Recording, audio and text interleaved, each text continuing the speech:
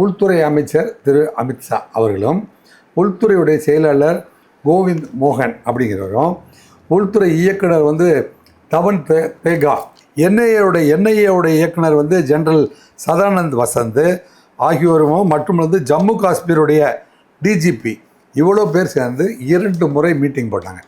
இவங்க எல்லாம் சேர்ந்து எடுத்த முடிவின் அடிப்படையிலையும் இந்த விசாரணை சென்று கொண்டிருக்கிற வேகத்தையும் பார்க்குற பொழுது இது மசூர் அஜாத்துடைய தங்கச்சியுடைய கணவர் இறந்து போனதற்காக பழி தீர்ப்பதற்காக இப்படி ஒரு திட்டம் தீட்டப்பட்டது அப்படிங்கிறது ஊடகத்துக்கு சொல்ல வேண்டிய கடமை நமக்கு இருக்குது. இல்லைன்னா இதை அரசியலாக்கி கவுன்சிலர் எலெக்ஷனுக்கு பழி வாங்குறதுக்காக அப்படிலாம் பேசினா அது முறையாக இருக்காது. இன்றைய தினம் என்ஐஏ விசாரணையில் தெரிய வந்த விஷயத்தை நம்ம ஆங்கில ஊடகங்கள்லையும், இந்தியில் வர்ற ஊடகங்களையும், தெலுங்கு ஊடகங்கள்லையும் மற்றும் டெல்லியில் இருக்கிற செய்திகள் அடிப்படையில் இந்த 2 கூட்டங்கள் உள்துறை அமைச்சர் அமித்ஷா அவருடைய தலைமையில் நடந்த கூட்டம் இருக்குது பார்த்தீங்களா.